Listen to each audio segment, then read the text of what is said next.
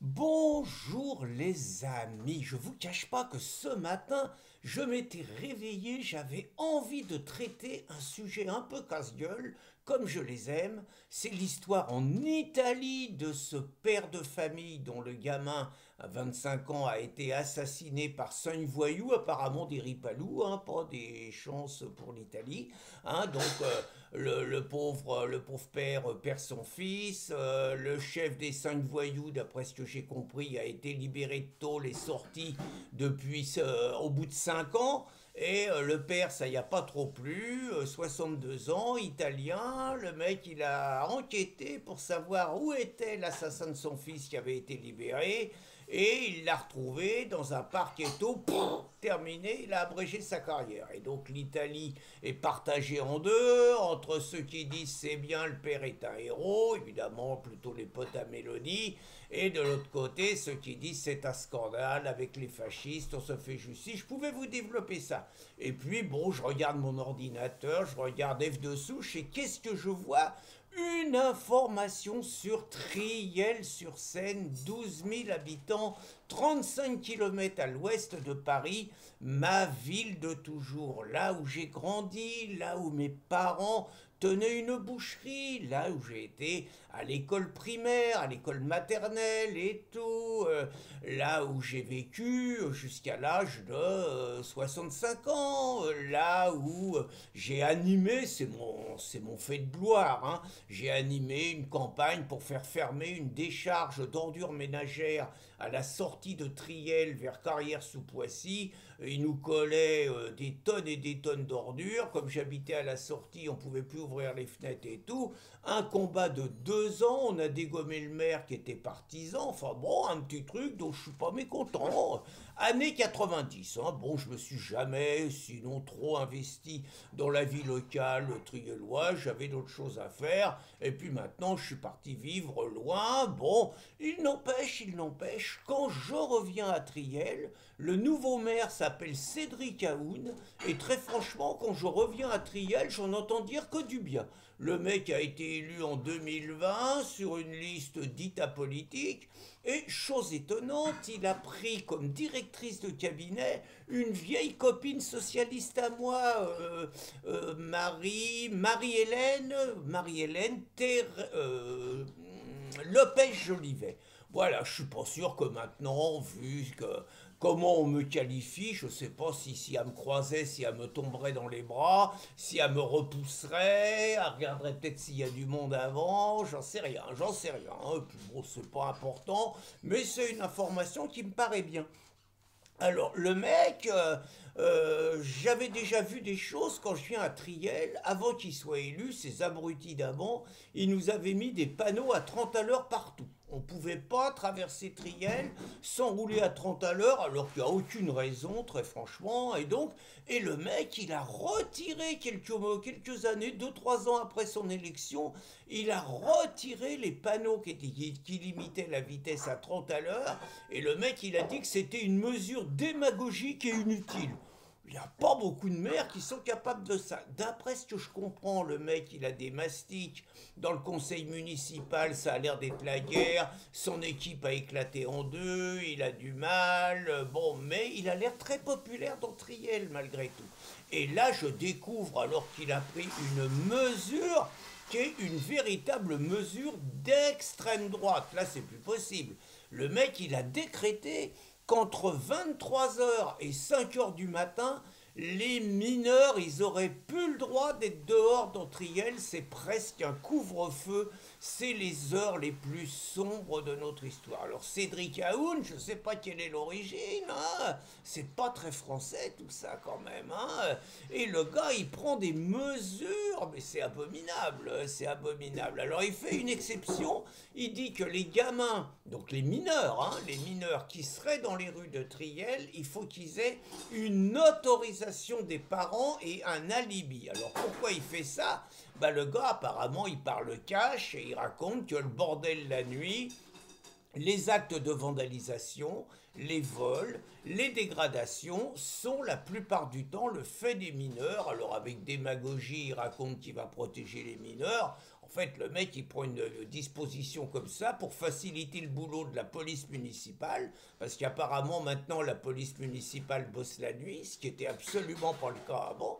Hein, donc, et puis, bah, manifestement, les habitants de Triel sont complètement favorables à ça. Autre argument qui me plaît bien chez ce mec, c'est qu'il a décidé de reconstruire une maison de retraite à Triel. Et qu'apparemment, ces abrutis de l'opposition sont en train de l'emmerder là-dessus. Alors moi, ça me parle d'autant que ma grand-mère est morte dans cette maison de retraite, qui tombait quand même un petit peu en décrépitude, et que ces salopards, alors je ne sais pas d'où c'est venu, ont décidé de retaper la maison de retraite une fois qu'ils ont viré tous les vieux, qui les ont installés à Chanteloup, à Vaux-sur-Seine, à Verneuil et tout, mais plus à Triel. Ils avaient retapé la maison de retraite pour y installer des clandestins, des migrants. Donc autrement dit, l'image était forte. On virait nos vieux, on les emmenait mourir ailleurs, et à Triel, on retapait la maison de retraite pour installer des migrants. Énorme. Donc manifestement, le mec, il a l'air là, le Cédric Aoun, il a l'air décidé à ce qu'il y ait aussi une maison de retraite, ce qui est vraiment très bien, je trouve. Sur ce que je vois de ce mec, très franchement, j'aurais plutôt envie qu'en 2026, ce soit lui qui soit réélu, plutôt que les abrutis qui nous collent des limitations de vitesse à 30 à l'heure, et les abrutis qui lui cassent les pieds et qui l'empêchent de construire une maison de retraite. Donc je ne sais pas si la décision qu'il a prise d'interdire de faire un couvre-feu de 23 h à 5 h, c'est lui, s'il y a tout le monde, si évidemment toute l'opposition lui casse les pieds, je trouve que c'est tout simplement une mesure de bon sens, ça devrait être logique. Alors je sais que mes grands copains du coin de la LDH Poissy, la LDH, vous savez, c'est ceux, les mouchards professionnels, qui passent leur temps à racketter les gens qui osent dire de façon claire la réalité de la France, les gens qui osent ne pas aimer l'islamisation de leur pays, les gens qui osent ne pas aimer le changement de peuple, le changement de civilisation, le changement le changement d'habitants, de culture, de civilisation. Bref, la LDH, donc, qui passe son temps à traquer les esprits libres, évidemment, ils sont en première ligne pour défendre le droit des mineurs. Ils disent que le maire, c'est grave ce qu'il fait, que c'est de la stigmatisation et qu'on fait passer les mineurs pour dangereux. Je ferai remarquer qu'il n'est pas précisé dans aucun article quelle est l'origine des mineurs qui foutent le bordel, sachant quand même que Triel, depuis les années 80, voit à côté de sa frontière la cité de Chanteloup, et que la cité de Chanteloup, donc avec 8000 à 9000 habitants, qui au départ a été construite pour loger les travailleurs de chez Simca, bon, c'est devenu un des lieux les plus criminogènes de France, et notamment de l'Île-de-France. Hein. On en parle donc évidemment des retombées sur Triel en termes de délinquance, en termes de vol, en termes de cambriolage, même si dire ça naturellement peut me valoir une poursuite pour stigmatisation de la part de mes grands copains de la LDH. Donc heureusement qu'ils sont là, la LDH, pour défendre le droit des délinquants. Quelque part, c'est quand même un petit peu ça, face à des élus qui veulent s'en sortir. Alors, je dirais pas à Cédric Aoun que j'ai un conseil à lui donner, c'est de lire le bouquin du Jarl, de mon copain le Jarl. Vous savez, celui qui avait la boîte à Rennes et que les gauchos ont fait virer. Il va s'installer dans un camping, maintenant il va changer de vie. En attendant, lui, quand il était à Rennes, il tenait des boîtes, et les boîtes, il y avait de la sécurité. Et le Jarl, dans son bouquin Ça va mal finir, raconte une anecdote qui me fait penser à Cédric Aoun.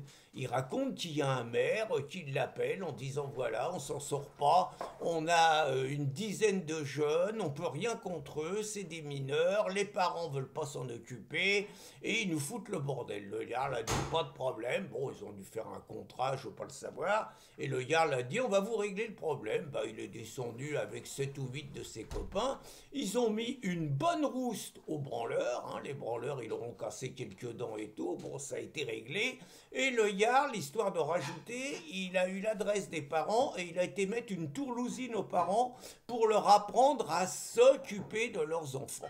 Je trouve que les méthodes du Jarl sont extrêmement efficaces. Je ne saurais conseiller, sous crainte de prendre des risques moi-même et d'en faire prendre à Cédric Haoun, d'appeler le Jarl pour utiliser à Triel les méthodes qui ont été utilisées dans une petite ville bretonne. Mais en attendant, donc, j'ai envie de dire que je vais peut-être pas venir me réinstaller à Triel, mais qu'en attendant, on a la chance, puisque je me considère quand même toujours triellois historique, on a la chance à Triel d'avoir un maire qui a l'air très bien, Cédric Haoun, et j'espère que ce mec sera réélu. Et si ma copine Marie-Hélène Lopez-Jolivet est d'accord avec ça, peut-être qu'elle n'est plus tellement socialiste, mais que malgré tout, elle est devenue quelqu'un de bon sens. Bonne journée les amis!